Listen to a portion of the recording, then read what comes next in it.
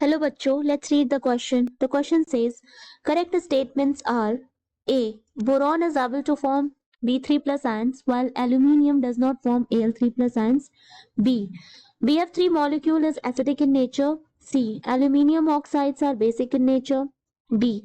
Aluminium oxides dissolve in mineral acids and aqueous alkalis.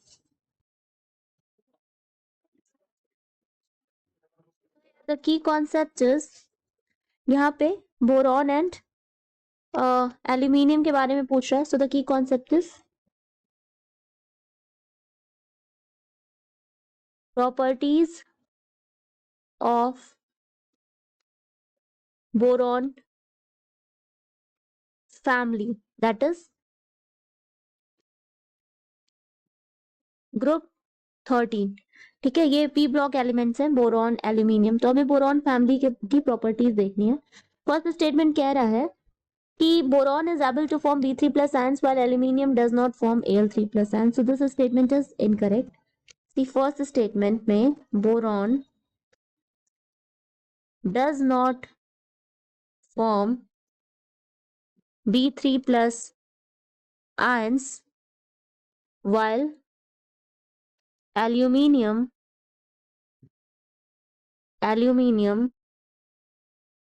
forms Al3 plus ions. ठीक है, ऐसा इसलिए होता है क्योंकि जो साइज है बोरॉन की वो छोटी है. जब हम डाउन द ग्रुप जाएंगे तो बोरॉन आएगा, एल्यूमिनियम आएगा. ठीक है, तो साइज क्या है बोरॉन की, छोटी है. तो size of boron is size of boron is less than aluminium and therefore तो इसका जो सम है आयोनाइजेशन एंथैल्पीज का,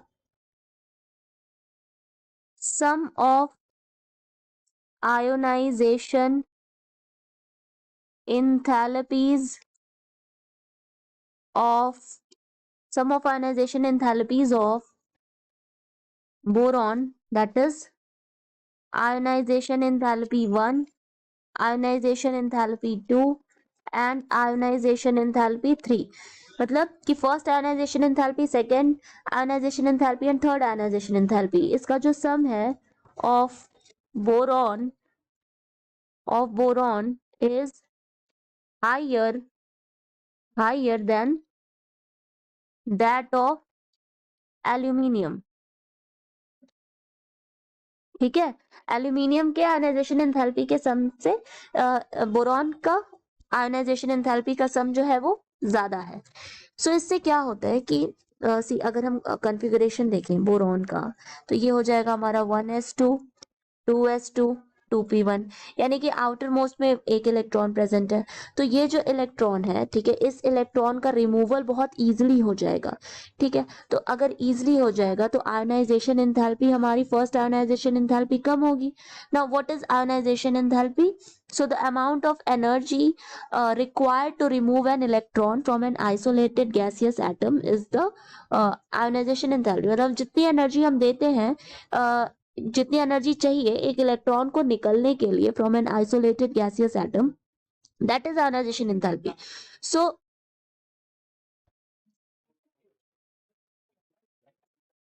now after removing this electron, जब ये इलेक्ट्रॉन निकल जाएगा तो उसके बाद जो हमारी कॉन्फ़िगरेशन हो रही है वो हाईली स्टेबल है, क्योंकि एस ऑर्बिटल क्या है, फिल्ड है. यहाँ एस ऑर्बिटल फुल फिल्ड है, तो ये क्या हो गया है, हाईली स्टेबल हो गया है. तो अगर ये हाईली स्टेबल है तो इट मीन्स कि यहाँ पर हमें ज्यादा आयोनाइजेशन एंथैल्पी देनी पड़ेगी इन इलेक्ट्रॉन्स को निकालने के लिए. तो इट मीन्स कि जो सेकंड आयोनाइजेशन एंथैल्पी एंड जो थर्ड आयोनाइजेशन एंथैल्पी है वो फर्स्ट से ज्यादा होती है. तो इन तीनों का जो सम है बोरॉन में वो ज्यादा हो जाता है, ठीक है, as compare to the aluminium.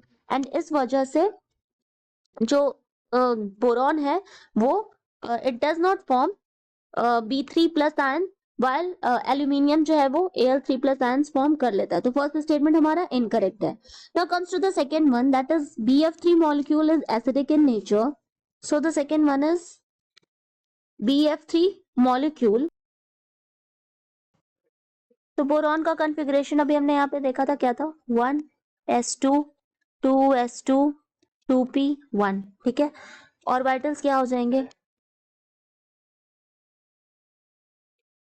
Now, 1s2, 2s2 and 2p1। ये क्या है, ग्राउंड स्टेट में है। एक्साइटेड स्टेट में क्या हो जाएगा, ये हमारा ग्राउंड स्टेट में है, तो एक्साइटेड स्टेट में क्या होगा, एक्साइटेड स्टेट में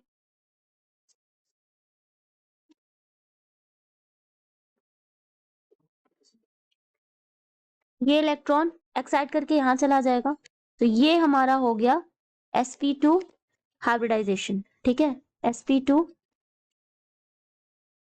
हाइब्रिडाइजेशन। अब ये जो sp2 हाइब्रिडाइजेशन हुआ है, ठीक है, हम किसकी बात कर रहे हैं, bf3 की। तो bf3 में देखें, दैट इज बोरॉन ट्राइफ्लोराइड में, ठीक है, क्लोरीन कहाँ पे आ जाएगा हमारा, ये हो जाएगा फ्लोरीन के इलेक्ट्रॉन, तो यहाँ जाएंगे, यहाँ जाएंगे, यहाँ जाएंगे, ठीक है। ये हमारा हो गया फ्लोरीन। सो तो ये हमारा sp2 हाइब्रिडाइजेशन, ठीक है। यहाँ पर है एक empty orbital, empty orbital. Now due to the presence of this empty orbital, boron जो है वो ल्यूइस एसिड की तरह, bf3 जो है वो ल्यूइस एसिड की तरह एक्ट करेगा। So boron try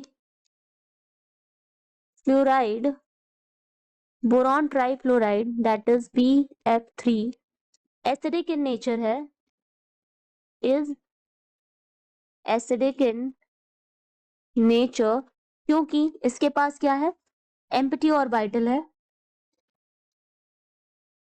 empty orbital है, तो it will accept the electron pair. So ये इलेक्ट्रॉन डिफिशिएंट स्पीशीज है, it's an electron deficient species and it will accept the electron pairs। तो अगर ये इलेक्ट्रॉन पेयर्स को एक्सेप्ट कर रहा है, it means it behaves as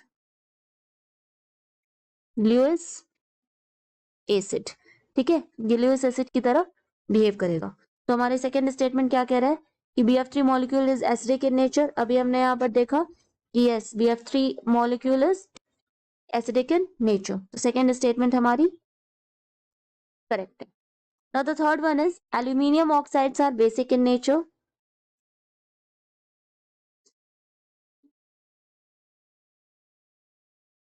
Aluminium oxide is amphoteric, is amphoteric in nature, ठीक है। तो इसका रिएक्शन जो है वो एसिड एंड बेस दोनों के साथ होता है। तो व्हेन एल्युमिनियम ऑक्साइड का रिएक्शन होगा एसिड के साथ, that is hydrochloric acid, it will give 2AlCl3 and 3H2O. This is aluminium oxide. This is hydrochloric acid. When it reacts, they form salt, which is aluminium chloride.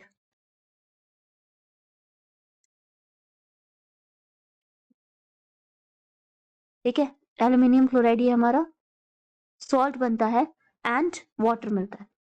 So यहाँ पर क्या हो रहा है कि in this reaction Al2O3 behaves as a basic oxide because it is reacting with acid to form salt and water.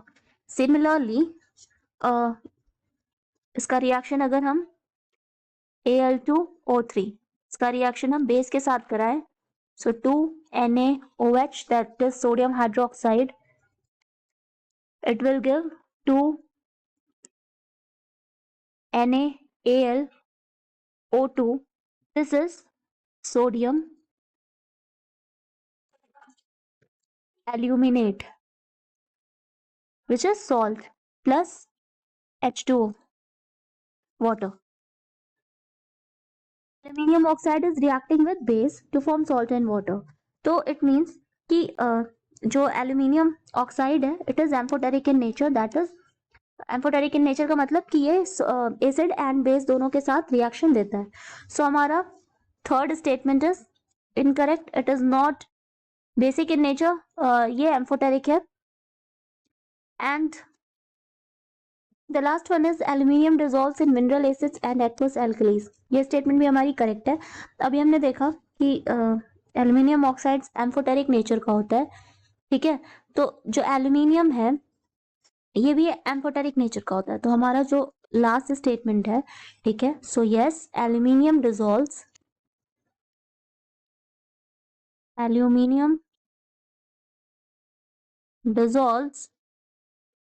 in both mineral acids and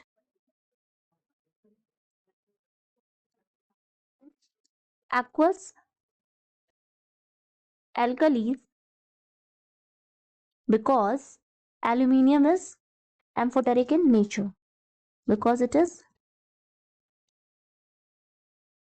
amphoteric in nature. ठीक है, so when aluminium reacts with an acid it produces aluminium chloride and hydrogen gas, and when it reacts with an alkali it produces aluminium hydroxide and hydrogen gas. So the reactions are, when aluminium reacts with acid it produces 2AlCl3 plus 3H2, and when it reacts with alkali, aqueous alkali, so it will give